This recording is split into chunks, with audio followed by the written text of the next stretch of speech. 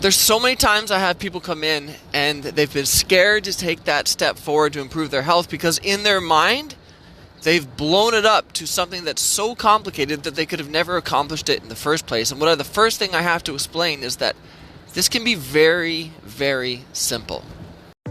Introducing the Paramena Bliss Podcast, a show dedicated to unraveling the mysteries of achieving optimal health naturally as you transition into perimenopause and menopause.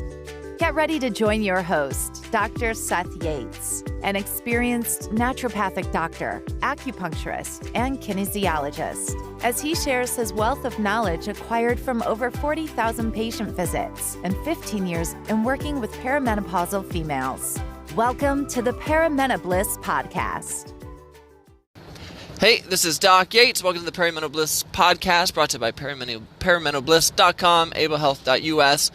And today I want to talk about the important strategies of simplifying health, focusing on the big items with simple treatment procedures to get results. Because a lot of times it's the simple things that matter.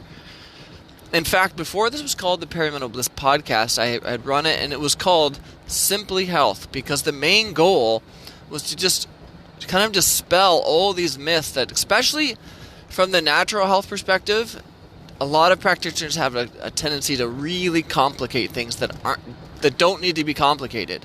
And then from the conventional health, there's a tendency not to get to the root cause and just give medications. And while that's simple, it complicates things later on because of all the side effects that occur from it. So we want to focus on natural, simple remedies and simple treatment procedures that you can use to get big results. So I'm just going to give a few examples, and these are all things that I've actually seen just within the past, I'd say the past week, like within the past 7 days. 7 days of clinic.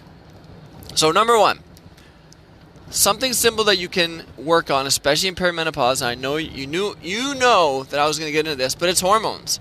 I had someone who I just saw just yesterday, the time of this recording, and the only thing we really did was correct their hormones, and the difference was just so dramatic, like that they couldn't even really sit down in my office. They were just so excited that they actually felt like themselves again. And the biggest thing for them, they had all these symptoms of brain fog, low energy, changes in their mood, changes in their body, and things are like, it was so frustrating for them because they literally felt so dragged down. They described it, they felt like they were just carrying like a sled of weights behind them everywhere they went, but not just physically, but mentally as well. They just didn't feel like themselves, and they had always been typically a very bubbly, outgoing person. We corrected their hormones, and then I followed up, and it was probably 3 weeks or so, 3 to 4 weeks later, so not that long after, and so dramatic. Like, there was such a glow in her face again,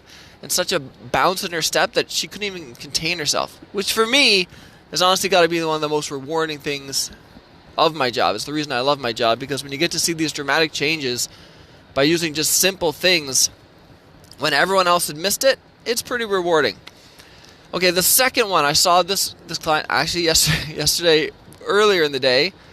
The biggest thing we focused on was just clean eating. We just took out all the crap, and they honestly didn't even avoid as many foods as I'd recommended. So they, on their own, simplified it more. So she was literally just cutting out sugar. I would say sugar and white flour. And by the time I had followed up with her, and this was probably about 3 weeks in, she was down 8 pounds. So it's not like record weight loss, but not that that's the goal. But she was down 8 pounds, but all of her pain and stiffness was gone. Like when she came in, her hands hurt. Her hips and back were aching all the time. Her thighs were aching. Her knees were stiff and sore. Now, it's all gone. And during that 3 weeks, she actually had a really big cheat meal on that diet. And while you get faster results when you don't do that, I kind of like when people have cheat meals once in a while, because it totally set her back. And it was the eye-opening experience that she needed to be like, oh yeah, I was feeling great doing this diet. I had a cheat meal. The next day I woke up feeling like crap. She actually gained 2 pounds during that overnight. And the thing is, it's not like you're getting 2 pounds of fat in one meal. That just doesn't happen. But what happens when you eat foods that are more inflammatory for you? Your body starts producing more inflammation, and it means it retains a lot more water. And with that, it was instant 2 pounds of weight gain. So after 2.5 days after she had her big cheat meal, she started feeling better again, and she's been on track. And again, she's just seeing constant improvement on a regular basis for things that she didn't even really expect to see results in. So it's not like we were feeding some sort of placebo. She just thought that she was there to lose weight. It wasn't until after I saw all of her concerns that I had tweaked her diet to help with inflammation. And most of those tweaks, like I said, she barely followed. It was mostly just she was focusing on sugar, white flour. Okay. Third case I saw was not yesterday, but shift before that. And it was just a very basic constipation case. And while constipation is like, for people, if you've never struggled with it, you're like, man, it doesn't seem like that big a deal. You can't go to the bathroom. It's a big deal. Like for people that can get backed up, I've had people who can't go for days. You can understand how uncomfortable that would be, not going to the bathroom for 2 or 3 days. Where some of these clients I've seen for 1 to 3 weeks is the record. And a long time ago, I saw someone who was 3 weeks, and I thought that was the guaranteed record. And then I had someone just recently tie that record. So you could imagine how uncomfortable and how... Think about all of the waste in your body, all of the toxic waste that should be getting eliminated that's just sitting there getting reabsorbed. And imagine how that your body would feel. We just did a higher dose of magnesium. Started flushing things out on a regular basis. The nice thing is with magnesium, you take it before bed. It helps your muscles relax. It helps you sleep better. And the side effect if you take too much is it make you go to the bathroom, which for her was a great thing. And now she goes to the bathroom every day to every other day. So is it completely perfect? No.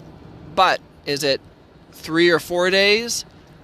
Definitely not. So it's every day to every other day. As long as she can take her magnesium, she's drinking more water now. She's starting to make some of these other correlations that can play a role.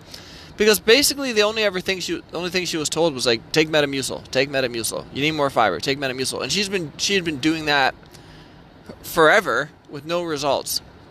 We added in the magnesium. She's going to the bathroom regular. Because of that, she's feeling so much less sluggish. Her weight has gone down, her energy's gone up, and her skin is looking a lot better because she's not basically like having autotoxicity from herself.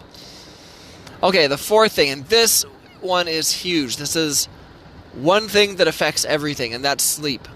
You literally have a room dedicated in your house for you to do this activity, to sleep, because that's how important it is. And you spend up to a third of your life sleeping. And the problem is if you're not getting good sleep, everything goes south. Everything gets twisted up. Your ability to handle stress, your energy, your focus, everything's off. So, in this case, there was a couple different things that we identified. So there was problems falling asleep, and there was problems staying asleep. And the problems falling asleep we addressed to stress, in this case, and in most cases. And the problems staying asleep, we addressed to hormonal changes from being menopausal. So while we were waiting for her test results to come back, so we hadn't even started the hormone balance yet, I just gave her 2 simple remedies for sleep. So there was an herbal formula, and then there was more of like an amino acid formula. And I followed up the next week because we were going to do some acupuncture for stress and for sleep to see if we could help contribute. But by the time she already got there, she looked like a totally different person. She looked so much more rested and so less dragged out. She said her sleep had been amazing. Instead of taking hours to fall asleep and only sleeping a few hours a night, she had slept for sometimes up to 7 or 8 hours. And we hadn't even gone through her hormones yet, and we haven't even done anything for stress other than these 2 herbal remedies. So it was a very simple fix.